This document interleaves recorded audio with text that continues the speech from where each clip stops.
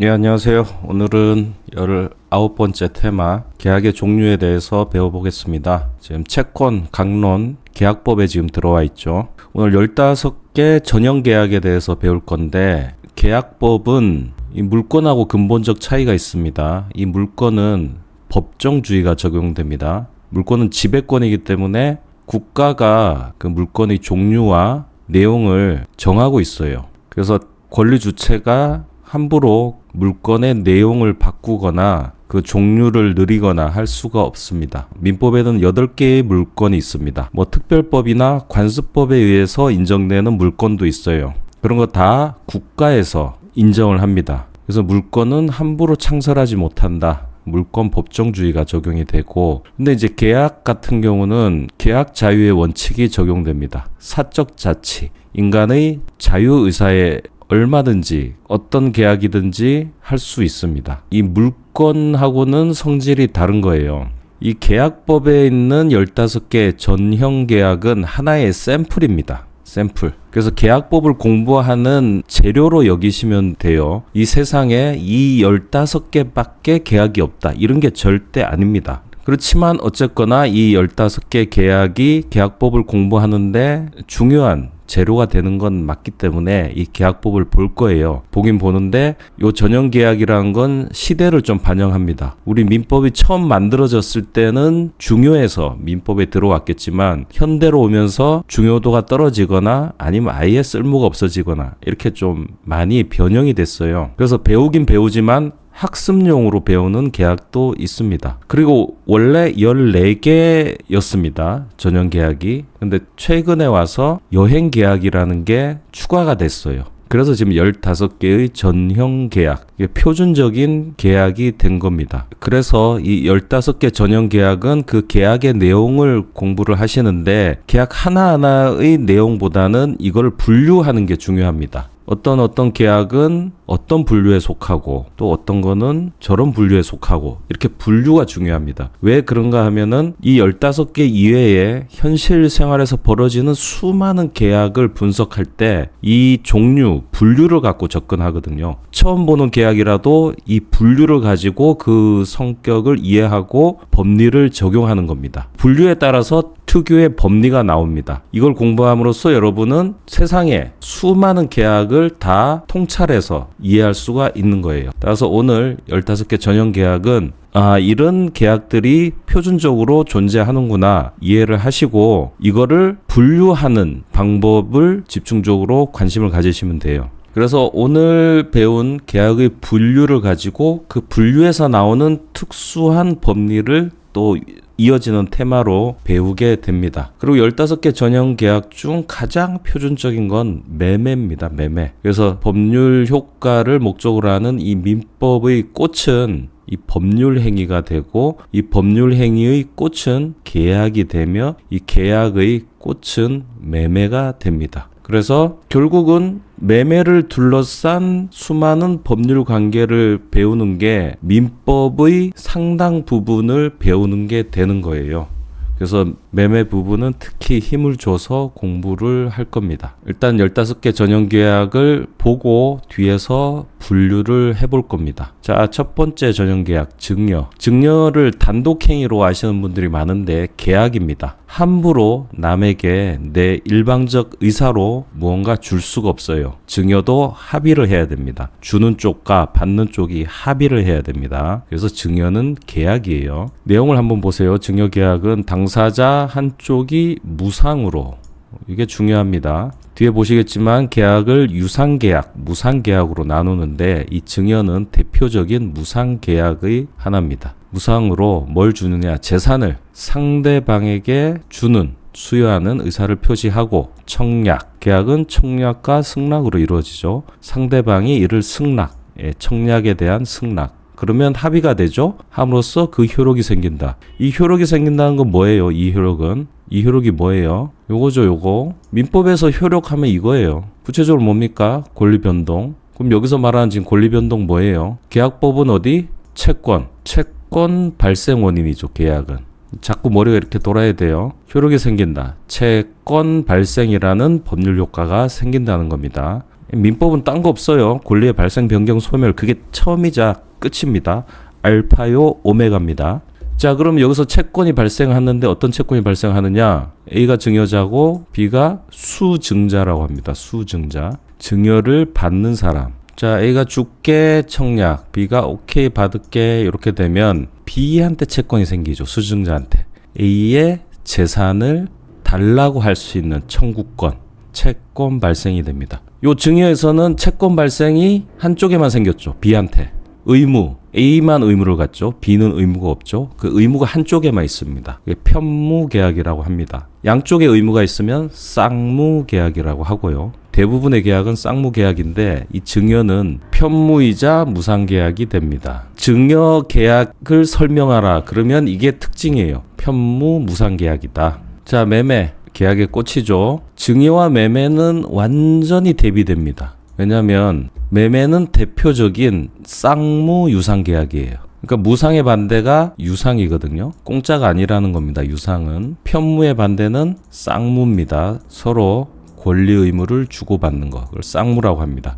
그래서 증여는 편무 무상인데 매매는 쌍무 유상이에요. 완전 반대죠. 그런 의미에서 두 개는 대비가 됩니다. 자, 매매는 잘 보세요. 매매 계약은 당사자 일방이 한쪽이 재산권을 거래 객체가 재산권 하면 여러분 뭐가 떠오르셔야 됩니까? 재산권 두 개가 떠오르셔야 되죠. 물권, 채권이 떠오르셔야 되죠. 재산권, 물권, 채권이 떠오르셔야 되죠. 민법을 배운다는 건 민법의 언어를 배운다는 겁니다. 자, 재산권을 상대방에 이전할 것을 약속하고 상대방이 그 대금을 지급할 것을 약속함으로써 그 효력이 생긴다. 그 효력. 그 효력이 뭐죠? 네, 채권의 발생. 요거 모르시는 분들 많은데 매매는 재산권을 사고 파는 거예요. 부동산을 사고 파는 게 아니고 부동산의 소유권을 사고 파는 거예요. 부동산에 있는 지상권을 사고 팔기도 하고요. 부동산에 있는 저당권을 사고 팔기도 하고요. 채권을 사고 팔기도 하고요. 채권량도. 자, 매매는 뭐다? 재산권을 사고 파는 거. 예.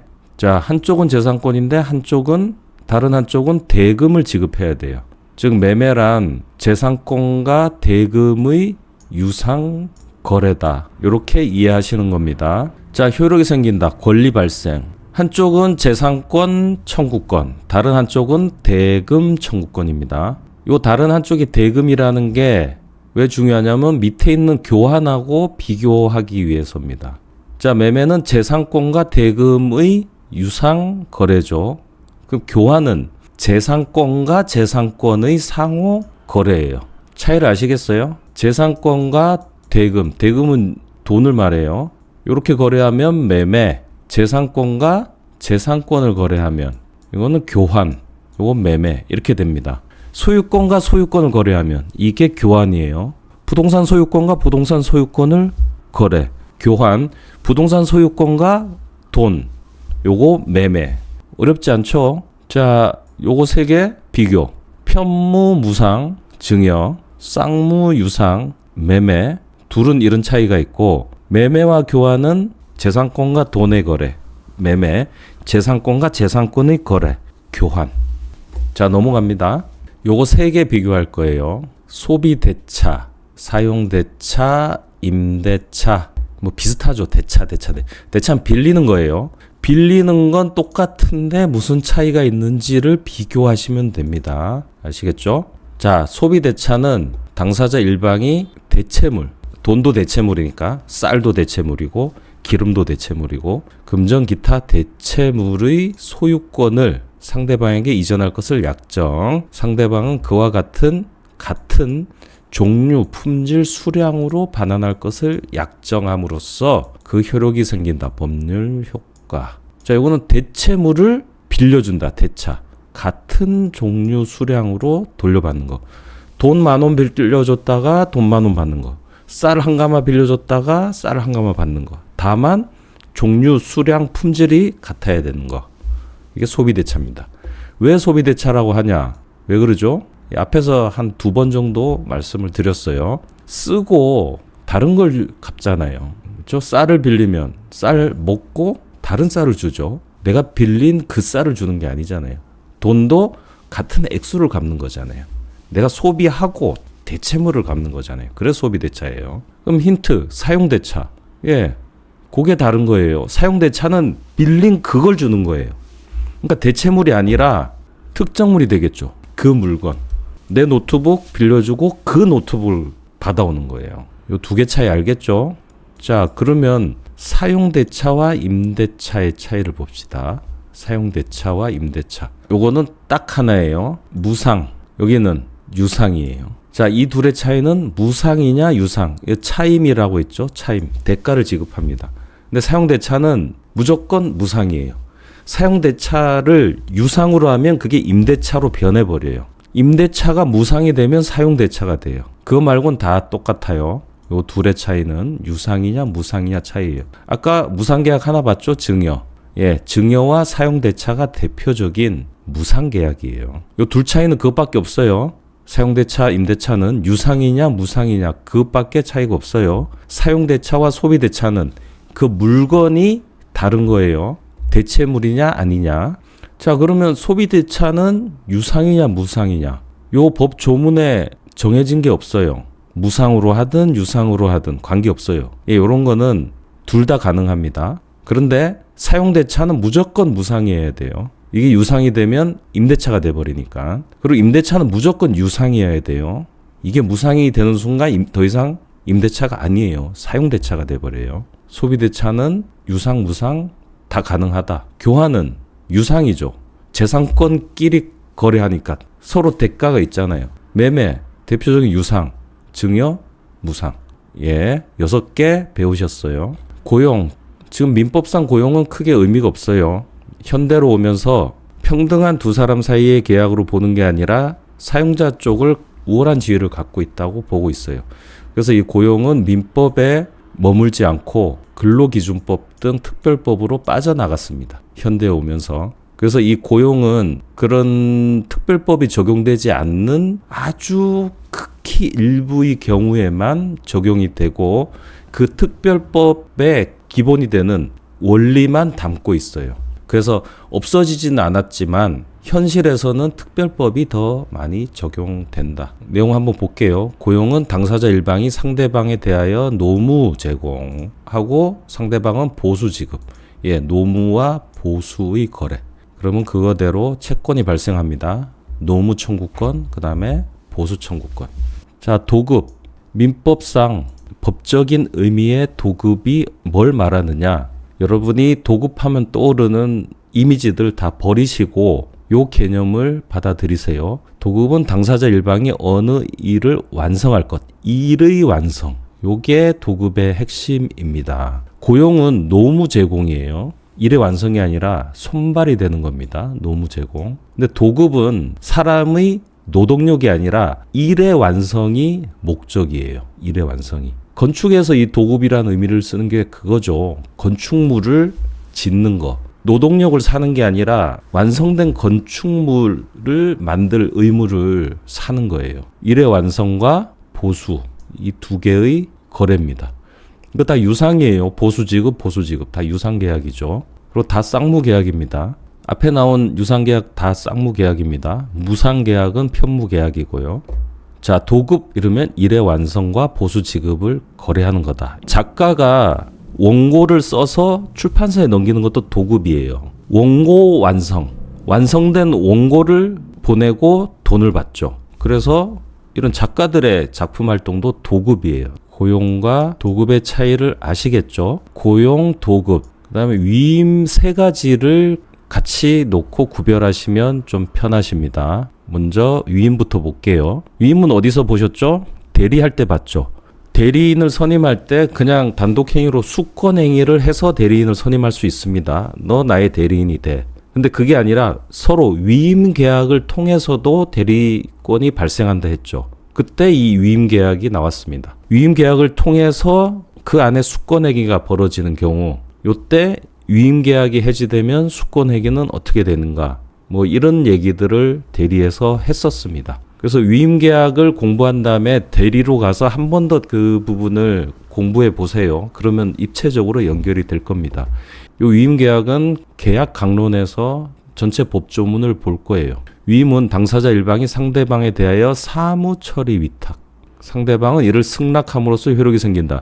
여기는 보수라는 말은 없습니다. 그래서 생긴 거는 무상계약인데 유상으로 하는 게 금지되지 않습니다. 현대에 와서는 오히려 유상 위임계약이 많습니다. 그래서 유상, 무상 다 가능하다. 법조문에는 무상처럼 보이게 규정돼 있어요. 여기 보수 있지만 보수가 없죠. 위임계약이 무상처럼 규정된 이유가 있어요. 이건 공부하고 관련이 없지만 이해하시기 좋게 말씀을 드리는 건데, 자, 고용은 손발을 사는 거죠. 도급은 일의 완성에 대해 대가를 지급하는 겁니다. 근데 위임은 뭐냐면 사무처리 위탁. 우리가 세상에 없는 민법을 탄생시킨 건 아니거든요. 여러 나라의 민법을 가지고 와서 만든 거예요. 제일 많이 가져온 게 일본 거고, 일본도 일본 자체적으로 만든 건 또 아니거든요. 중국에서 넘어오고, 독일에서 넘어오고, 프랑스에서 넘어오고, 그 정도의 차이만 있죠. 어느 쪽에 많은가. 그게 섞여 있어요. 짬뽕이다 보니까 약간 이질적인 내용들도 있고. 근데 이 위임계약이 로마 시민법이 시작이라고 해요. 제가 그때 살지 않아서 잘 모르는데, 로마 시민들의 어떤 그 자부심은 잘 알려져 있죠. 거기서 똑똑한 사람들, 그 사람들이 글을 모르거나 덜 똑똑한 사람들을 돕는 거를 자부심으로 여겼다고 해요. 그래서 이게 사무처리 위탁은 자기보다 뛰어난 사람에게 일을 부탁하는 형태를 말합니다. 전문가한테 맡기는 거. 내가 잘 모르니까. 그래서 위임의 특징은 위임 받은 사람, 수임인이 스스로 의사결정을 해요. 고용은 의사결정은 사용자가 하고, 피용자, 이제 고용된 사람은 시키는 대로 하죠. 손발을 제공하는 겁니다. 근데 위임은 머리를 얻는 거예요. 이 사무처리 위탁은 머리를 구하는 거예요. 그렇기 때문에 생각 자체, 의사결정 자체를 이 위임 받은 사람이 막 합니다. 묻지 않아도 돼요. 본인한테. 그래서 위임 받은 사람이, 즉 수탁자가 막 행위를 하면 그 효과는 위임자한테 가는 거예요. 그래서 이 위임 계약을 하게 되면 대리 관계가 생기는 겁니다. 대리제도의 핵심이 뭐예요? 타인 행위 본인 책임. 위임인이 있고 수임인 있고 상대방이 있으면 이 법률 행위는 이 대리인, 수임인이 다 해요. 그리고 법률 효과는 A가 다 받아요. 고용은 A가 시킨 대로 해야 되지만 위임은 자기가 독자적으로 하는 걸 말합니다. 그래서 대리에서 리가 그게 생각한다는 뜻이잖아요. 대신 생각하고 판단하는, 의사결정을 대신하는 독자적 권한, 그게 대리권입니다. 대리인 또는 이제 위임계약으로 대리인이 되는 경우에는 수탁자는 독자적인 의사결정을 할 수가 있어요. 그 근간이, 이 B가 A보다 전문가를 전제하고 이 계약이 만들어졌기 때문입니다. 대표적인 위임계약이 이제 변호사 선임이죠. 왜 변호사를 선임합니까? B가 법률 문제, 소송의 전문가이기 때문에 그렇죠. 그래서 이 변호사는 변론 전략이라든지 변론 행위 등을 A한테 허락받고 하지 않습니다. 독자적으로 해요. 그리고 그 소송의 결과는 A가 받습니다. 물론 업무를 원활하기 위해서 보고하고 묻고 하긴 하죠. 자, 그래서 옛날 로마 시민들의 자부심이 묻어있는 계약이 위임계약입니다. 아, 그거 내가 도와줄게. 이러면서 스스로 자부심을 느끼는, 요런 정신이 저기 들어있기 때문에 거기에 돈을 받으면 어떻게 돼요? 명예롭지 않죠? 자부심이 내려가죠. 그래서 이 위임계약은 무상으로 규정이 됐던 거예요. 시작이 그런 거예요. 현대로 오면서는 다르죠. 현대 자본주의 사회에서는 남의 일을 도와주는 것도 생계가 되고 경제활동이 되는 겁니다. 현대에 와서는 위임계약도 유상으로 하는 게 일반적인 상황이 됐습니다. 물론 여전히 남의 일을 무상으로 도와주는 경우에도 이 위임 규정이 적용됩니다. 봉사하는 분들 많이 있죠. 왜 그런 경우 이 위임 계약이 적용돼요. 그래서 도와주는 마음으로 무상으로 하더라도 그 일이 잘못됐을 때 또 껄끄러워지잖아요. 이 껄끄러워진 관계를 어떻게 정리할 것인가, 이 위임에 있는 조문을 갖고 정리를 하게 됩니다. 이런 특성 때문에 위임은 언제든지 사임을 할 수가 있어요. 신뢰관계를 바탕으로 하는 거예요. 저 사람이 나보다 저 사람이 일을 하면 나한테 도움이 될 거야. 이런 신뢰를 바탕으로 위임계약이 이루어져 있기 때문에 신뢰가 깨져버리면 명예심을 갖고 너를 도와줬는데 나를 못 믿어? 나 그럼 안 해. 이렇게 위임 해지는 자유롭습니다. 다른 계약들은 자유롭지가 않아요. 계약하면 그 구속력에 들어가는데 위임 계약의 해지는 자유로워요. 그러니까 변호사도 일을 하다가 신뢰가 깨지면 그냥 사임해버리면 그만이에요. 이렇게 변론을 하는데 사사건건 못 믿어갖고 문구 바꿔주세요. 이렇게 변론해주세요. 법정에서 이런 말을 해주세요. 그래서 변호사의 고유의 어떤 전략이라든지 방식을 의뢰인이 인정해주지 않으면 사임하는 경우가 많습니다. 그때는 고용이 돼버리거든요. 고용이 되면 서로 안 좋아요. 변호사에 돈 받고 꾹 참아도 되지만 의뢰인한테 무슨 도움이 됩니까? 전문가를 위임해놓고 그 혜택을 하나도 못 얻는 거잖아요. 그래서 변호사를 고용하는 걸로 좀 잘못 알고 대하는 분들이 있어요. 본인의 능력을 넘어서야 되잖아요. 그때 위임 계약을 하는 거예요. 그래서 위임은 일의 완성하고는 관계가 없어요. 사무 처리를 맡기는 겁니다. 그래서 도급하고 위임도 차이가 있어요. 자, 여행 계약. 이게 이제 민법에 새로 들어온 막내 계약이에요. 막내 계약. 워낙 이제 여행 계약이 많이 이루어지니까 그걸 반영해서 이렇게 추가한 겁니다. 여행 계약은 당사자 한쪽이 상대방에게 운송, 숙박, 관광 또는 그 밖의 여행 관련 용역을 결합하여 제공, 돈, 약정함으로써 효력이 생긴다. 그럼 한쪽은 돈을 주고 한쪽은 뭐 요런 내용들을 이행해야겠죠. 넘어갑니다. 현상 광고 보기 전에 밑에 거부터 보겠습니다. 이 현상 광고는 뜨거운 감자입니다. 계약 자체로서 어떤 의미 있는 건 아닌데 수험생한테는 의미가 깊은 계약이에요. 일단 빼놓고 임치, 여기 임치 보관을 말해요. 보관 위탁과 승낙. 네, 이것도 유상으로 규정되어 있진 않지만 유상 임치가 가능합니다. 유상 임치를 금지하지 않고 유상 임치를 한다 해서 임치의 본질이 바뀌지 않습니다. 사용대차하고 다르죠. 사용대차는 유상이 되는 순간 임대차가 되기 때문에 본질이 다르지만 이 임치는 유상 무상 가능합니다. 자, 보관, 창고 같은 걸 말하죠. 그래서 창고를 빌려주고 돈을 받는다. 창고업이 되죠. 그럼 유상 임치가 됩니다. 그 창고업은 또 별도의 법에 따라 또 규정이 돼요. 그래서 이 민법에 있는 임치는 그 활용이 많이 줄어들어 있는데 가장 중요한 임치가 하나 있어요. 여기 보시면 금전, 유가증권, 기타 물건 이렇게 돼 있죠. 근데 여기 금전 임치라는 게 있어요. 돈을 보관하는 거. 여러분, 돈을 보관하는 대표적인 기관이 있죠. 은행입니다. 자, 은행에서는 이 계좌를 개설을 하고 그럼 A가 돈을 예금을 하죠. 예금을 하면 요게 이제 찍어주죠. 예금. 자, 요 예금이 어떤 뜻이에요? 이게 보관이에요. 은행에 예금한다. 은행에 돈을 보관하는 거예요.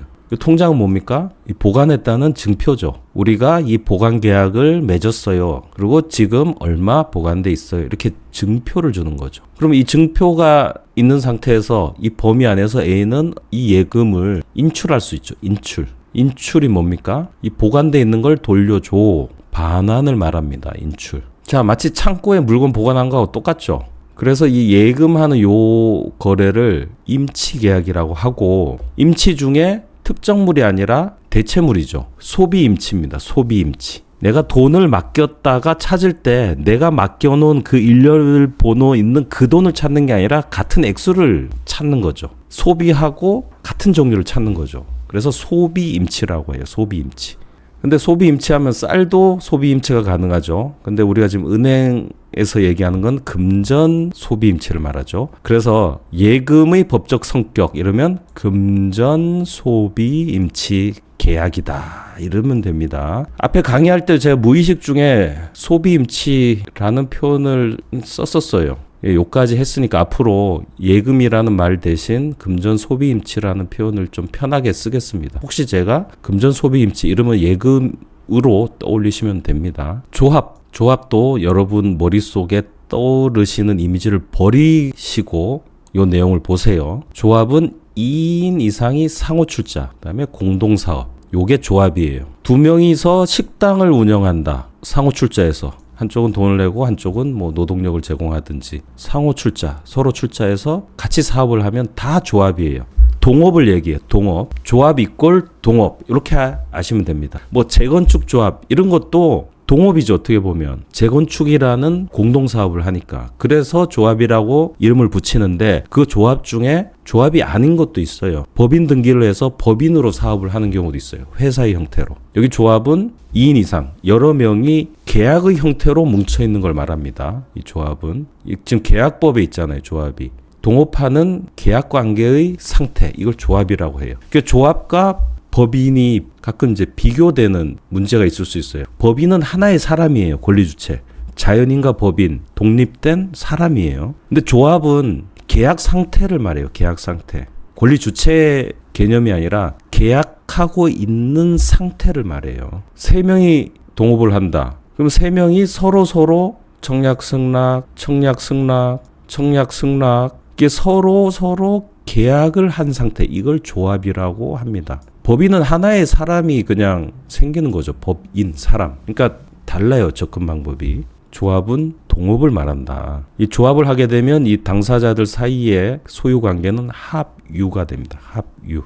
비법인 사단은 총유. 일반 법인은 뭐죠? 그냥 단독 소유죠. 법인은 하나의 사람이니까. 소유 관계도 다 달라요. 그 다음에 지분 관계가 있는 공동 소유 형태를 공유라고 하고, 공유, 합유, 총유, 이 부분 강의했던 부분이니까 시간 나실 때 한번 더 보시면 좋겠어요. 자, 종신정기금. 이건 뭐 거의 현실에선 지금 찾아보기 어렵죠. 종신정기금 계약은 당사자 일방이 자기 상대방 제3자의 종신까지 정기로 돈 줄 것을 약속하는 것. 옛날에 부잣집이 이렇게 있었는데, 부잣집 가정부가 있어요. 옛날엔 가정부 방도 있고 했죠. 좀 부자들은. 살면서. 근데 요 가정부가 나이가 들어서 이제 퇴임을 할 때 이 회장님이 그동안 고생했어. 이제 집에서 좀 쉬고 은퇴하게.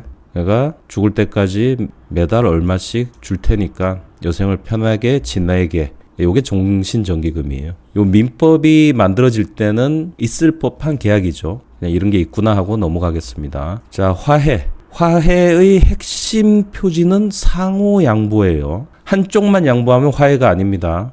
상호 양보해야 화해입니다. 우리 뭐 합의한다 할 때 그게 법정 용어로 화해예요. 교통사고 가해자 피해자 만나서 서로 합의한다. 그게 화해입니다. 그래서 분쟁 종지, 분쟁을 끝내는 거. 상호 양보해서 분쟁 끝내는 거. 이거를 화해라고 합니다.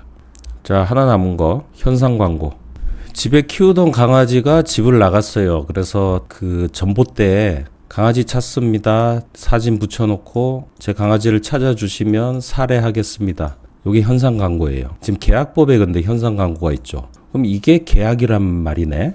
예, 우리 민법은 이걸 계약이라고 합니다. 이 현상 광고는 계약법에 있지만 잘못 들어왔어. 이거는 단독행위야. 라는 소수설도 있습니다. 근데 우리는 일단 이게 민법 안에 있기 때문에 학설을 논할 필요 없이 이걸 계약으로 접근해서 공부를 하셔야 돼요. 근데 되게 특이해요. 이게 전봇대에 붙여놓으면 만나서 합의한 게 아니잖아요. 그렇죠? 이 붙여놓을 때 누군가 합의한 게 아니니까 계약이 아니잖아요. 그럼 언제 계약이 이루어지느냐? 누가 저 강아지를 찾아서 이 사람한테 와요. 오는 순간 요때 합의가 일어난다고 보는 거예요. 이걸 붙일 때는 합의가 아닌데 이 사람이 찾아오면 요때 합의가 일어난다고 보고, 그러면 이 살해금, 여기다 뭐 한 10만 원 써놨다. 이 살해금을 줘야 될 의무가 생겨요. 이거 붙인 사람은. 자, 의무는 두 사람에게 생겨요? 한 사람에게 생겨요? 한 사람에게 생기죠. 살해금을 줄 의무. 이 사람은 강아지를 찾아줄 의미가 생기는 게 아니에요. 그때는 계약이 안 됐기 때문에. 그리고 찾아서 왔을 때는 이미 찾았기 때문에 더 이상 의무도 없어요. 그러니까 현상 광고는 편무 계약입니다. 편무 계약. 편무예요. 여기만 의무가 있어요. 그런데 돈을 주죠. 유상 계약이에요. 편무는 다 무상이에요. 성질상. 증여도 그렇고 사용대차도 그렇고. 근데 이게 편무면서 유상 계약이에요. 굉장히 독특한 이단화입니다. 그래서 얘를 계약으로 안 보는 소수설이 나왔던 거죠. 법조문이 있기 때문에 여러분 소수설, 나 소수설 취할래 이러면 안 돼요. 저는 소수설이에요. 근데 여러분 그러면 안 돼요. 계약법에 엄연히 있어요. 그 계약인데 분류하자면 편무 유상인 되게 독특한 계약이다. 분류가. 이 15개 중에 유일하게 모순돼 보이는 분류를 갖고 있습니다. 이질적인 분류를 갖고 있습니다. 자, 또 하나. 모든 계약은 낙성 계약입니다. 낙성 계약은 합의만 있으면 된다. 계약을 하는 데 있어서 추가적인 제공이 필요 없다. 근데 현상 광고는 찾아서 왔을 때 계약이 성립한다 했죠. 찾아서 왔을 때. 이 찾아서 오기 때문에 이 찾은 게 계약 성립에 들어가죠. 합의 이외에 별도의 이행이 들어가 버립니다. 요 이행은 계약의 이행이 아니라 계약이 성립하는데 들어가는 이행이에요. 그래서 이건 요물 계약이라고 합니다. 요물스럽다 이게 아니라 물건이 필요하다. 합의 이외의 별도의 투입이 필요한 계약. 계약 성립을 말해요. 계약 성립하는데 필요하다는 거예요. 계약 성립 후에 이행하는 거 말고요. 계약 성립으로 인해서 발생한 채권을 이행하는 거 말고요. 계약 성립하기 위해서 합의 이외의 또 뭐가 필요한 거. 그걸 요물 계약이라고 합니다. 그래서 15개의 계약 중엔 유일하게 요물 계약이에요. 현상 광고가 되게 특이하죠. 편무이면서 유상이면서 또 요물 계약인. 그래서 현상 광고 자체가 뭐 현실에서 엄청 중요한 계약은 아니에요. 근데 수험생한테는 굉장히 걸리적거리는 계약이죠. 반대로 얘기하면 민법상 계약을 이해하는데 굉장한 의미를 갖고 있는 계약이기도 합니다. 자, 15개 전용 계약의 내용을 다 봤습니다. 지금까지 한 내용을 찬찬히 들여다보세요. 자, 요걸 정리하면서 마무리하겠습니다. 교재 231페이지 전용계약의 의. 세상에는 수많은 계약이 있다. 요건 그냥 예시다. 그냥 표준적 형태다. 그래서 전형계약, 전형적인 계약 또는 이름이 있다. 유명계약이라고 합니다. 이름을 붙여놨잖아요. 뭐 임치, 위임, 임대차. 이름이 있는 계약이다. 유명계약. 유명한 계약이라는 게 아니라 이름이 있는 계약. 이름 없는 수많은 계약이 지금도 이루어졌다 없어졌다 하고 있어요. 이건 샘플이에요. 그래서 지금은 사문화된 것도 있다. 무한대, 수많은 계약, 이름 없는 이걸 분석하는 능력을 키운다. 분류, 유상, 무상. 예, 대가가 있느냐? 유상 계약은 담보 책임 법리가 적용됩니다. 처음 보는 계약도 얘가 유상이다. 그러면 담보 책임이 적용된다. 이렇게 보시면 돼요. 다 봤던 거죠. 교환은 재산권과 재산권. 이 서로 대가 관계가 있는 거죠. 임대차, 물건 사용, 차임, 노무 돈, 일의 완성 돈. 이 핵심적인 것만 뽑아 놓은 거예요. 조합, 출자, 화해, 양보. 자, 서로 대가 관계가 연동되는 걸 쌍무, 연동되지 않는 걸 편무. 계약을 통해서 의무가 양쪽에 생기느냐 한쪽에 생기느냐 이걸로 보시면 됩니다. 요게 이해하기가 좀 좋아요. 자, 전형계약 중 무상계약. 증여 무상이죠. 사용대차 무상이죠. 사용대차가 유상이 되면 임대차가 돼버리고 증여가 유상이 되면 매매나 교환이 돼버립니다. 근데 증여 중에 부담부 증여라는 게 있어요. 이 부담부 증여는 이 부담은 사실 부관 중에 하나예요. 꼬리표. 조건, 기한, 부담 세 가지가 꼬리표인데 부담은 요 증여에서 볼 거고 조건, 기한만 본다. 그때 언급했었거든요. 증여에 꼬리표를 붙이는 거예요. 내가 죽을 때까지 좀 부양해주면 내 집을 줄게. 이런 게 이제 부담부 증여예요. 부담을 지어주는 겁니다. 이때는 유상계약처럼 담보 책임을 적용합니다. 성질상 요거는 유상계약과 비슷하게 처리하자. 그런 특징이 있습니다. 사용대차, 유상이 되면 임대차가 돼버리죠. 그래서 무조건 운명적으로 무상이 돼야 되는 건 요 2개입니다. 15개 중에는. 세상에는 많아요. 근데 우리 지금 15개 중에 요 2개만이 필연적으로 무상입니다. 자, 중간지대에 있는 거 무상으로 규정돼 있지만 유상이 가능한 경우 소비대차, 위임, 임치, 종신정기금 이런 거는 유상이 가능하다. 규정에는 유상으로 하라 돼 있지 않지만 유상으로 한다고 해서 본질이 변하지 않는다. 쌍무 계약에는 동시행 항변권과 위험부담 법리가 적용됩니다. 중요해요. 대표적인 쌍무 계약이 매매잖아요. 그럼 매매는 동시행 항변권과 위험부담이 적용되는구나. 이렇게 되는 거고 처음 보는 계약도 얘가 쌍무다. 그럼 동시행 항변권과 위험부담 법리가 적용되는구나. 결국 계약의 분류는 이런 법리를 적용하기 위한 겁니다. 부동산 매매 예를 들어볼게요. 이게 서로 교차해요. 쌍무 계약은. 매매 계약을 하면 자 매도인은 매매대금 청구권을 갖죠. 매도인은 매매대금 청구권에 대해서는 채권자가 돼요. 근데 매수인은 매매대금 청구권에 있어서는 채무자죠. 돈을 주는 입장이니까. 그런데 반대급부 부동산 소유권 이전 등기 청구권에서는 매도인이 채무자죠. 등기를 넘겨줘야 되니까. 매수인은 채권자죠. 등기를 받아야 되니까. 이 둘은 동시행 관계입니다. 그래서 쌍무 계약은 필연적으로 이 동시행 관계가 되는 거예요. 위험부담은 뭐냐면 계약을 했는데 집이 불타 없어졌다. 그럼 이거 어떻게 처리할 건가? 그게 위험부담이에요. 어느 한쪽에 잘못이 있으면 채무불이행으로 하면 되는데 둘 다 잘못이 없을 때 그때는 이 법 규정이 보충적으로 요럴 땐 요렇게 하세요라고 되어 있어요. 쌍무 계약이기 때문에 문제가 되는 겁니다. 두 개가 마주보는데 한쪽이 문제가 생겼어. 근데 둘 다 책임이 없어. 이거 어떻게 하지? 그게 위험부담이에요. 한쪽에 책임이 있으면 그 채무불이행 채권자 지체의 문제입니다. 그래서 상황마다 책임이 있느냐에 따라 계약 전후냐 이거에 따라 법리가 날아오는 거예요. 여러 개. 몇 개 없어요. 이게 익숙해지면 이제 여러분은 일반 생활에서도 이 계약이 쌍무인지 편무인지 분류하고, 대부분 쌍무입니다. 99.99%. 그러니까 다 동시행 항변이 있다고 보면 돼요. 위험부담하고. 분석해서 어떤 문제가 생겼을 때 어떤 권리가 생기고 어떤 권리가 없어지고 어떤 권리가 변경되는지 권리의 발생, 변경, 소멸을 추적할 수가 있어요. 그러면 공부한 보람이 있는 겁니다. 자, 여기 이제 아까 말씀드린 그 부분인데, 대부분의 유상계약은 쌍무계약이에요. 편무계약은 얘를 찾기 힘든데 딱 하나가 있어요. 우리 전형계약에는. 그게 현상광고입니다. 매우 특이한 경우. 계약법 학습에 매우 중요한 도구. 편무계약이면서 유일한 유상계약. 요게 유상계약. 요게 무상계약. 유상, 편무, 쌍무. 여기 편무계약인데 유상계약에 들어있는 게 바로 현상광고입니다. 모든 편무계약은 무상계약이냐? 아니죠. 이 현상광고는 유상계약이죠. 모든 쌍무계약은 유상계약이냐? 맞습니다. 모든 쌍무계약은 유상계약이다. 그러면 담보책임, 동시행항변권, 위험부담 요 세 개는 쌍무계약에 적용되죠. 쌍무계약만 적용되는 동시행항변권과 위험부담에 유상계약에 적용되는 담보책임, 쌍무계약도 유상계약이기 때문에 담보책임도 당연히 적용되죠.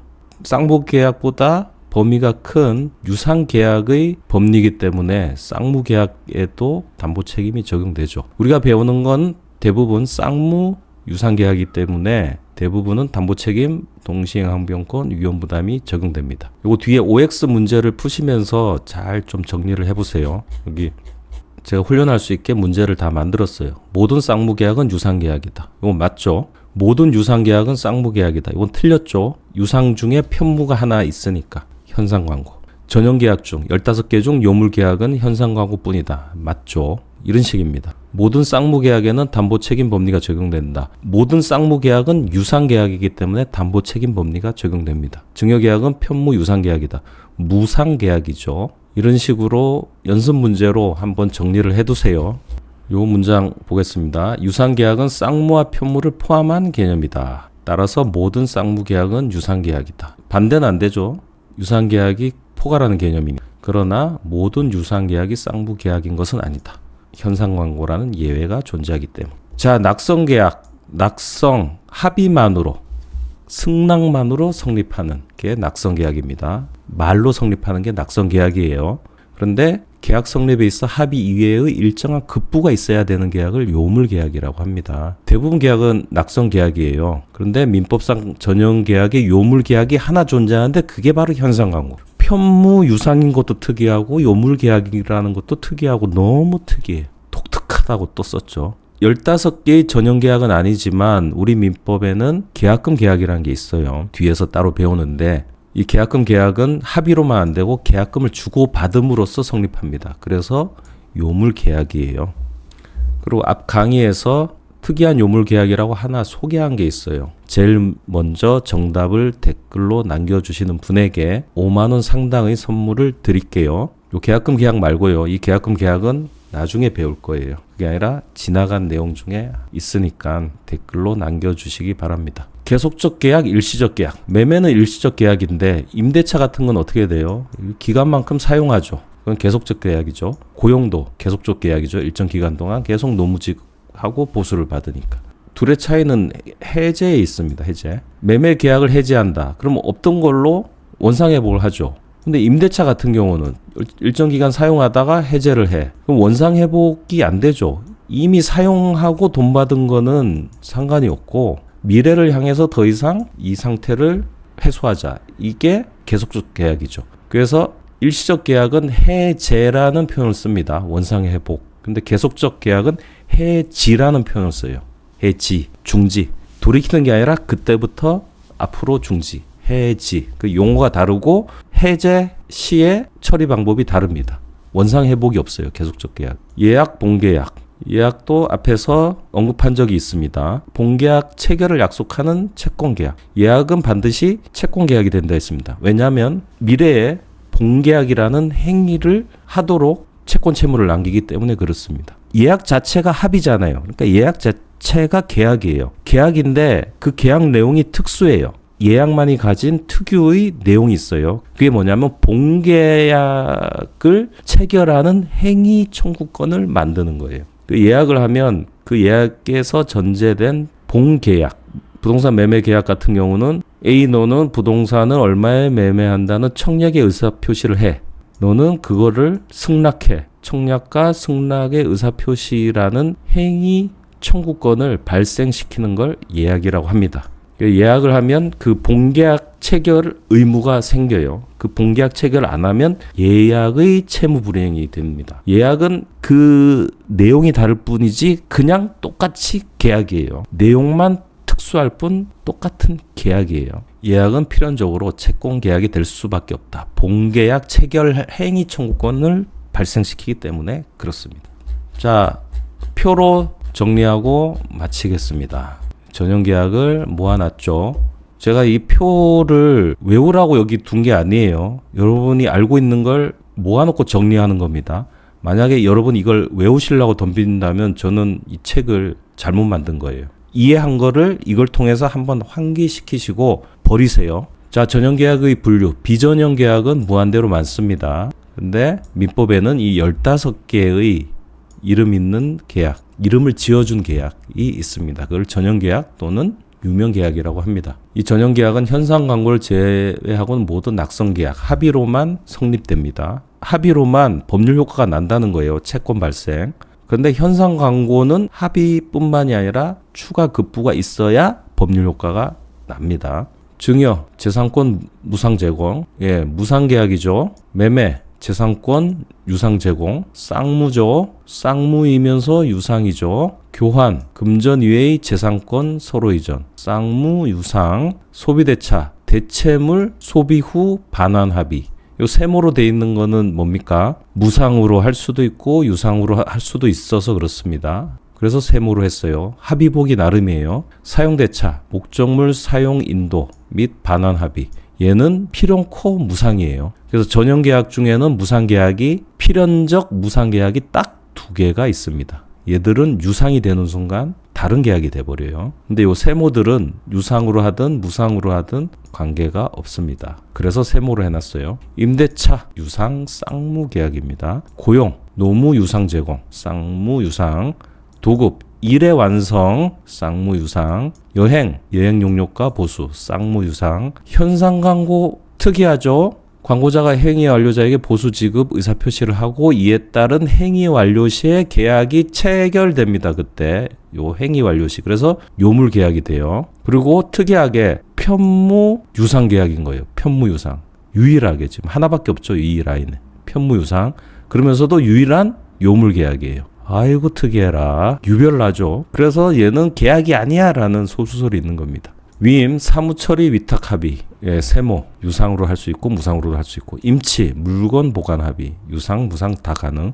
조합, 2인 이상의 상호 출자, 동업하는 걸 말해요. 쌍무 유상 계약입니다. 여러 명이 동업을 하더라도 왜 쌍무냐? 얘가 얘하고 서로 쌍무, 얘하고 쌍무, 얘 둘이 서로 쌍무. 쌍무 행위가 합쳐져 있다고 이해를 하세요. 사단법인 설립 행위는 하나의 목적, 사단법이 설립이라는 방향으로 의사표시가 여러 개 하나로 향해 가죠. 그래서 이걸 합동행위라고 하죠. 사단법인 설립 행위만 있습니다. 근데 조합은 요 형태입니다. 서로 쌍무 계약을 하고 있는 요 상태. 그래서 조합은 위치가 여기입니다. 사단법인 설립 행위는 합동행위고요. 위치에서 정보가 나옵니다. 종신정기금, 세모, 화해, 서로 양보, 분쟁 종결, 쌍무 유상. 자, 오늘은 여기까지 하겠습니다.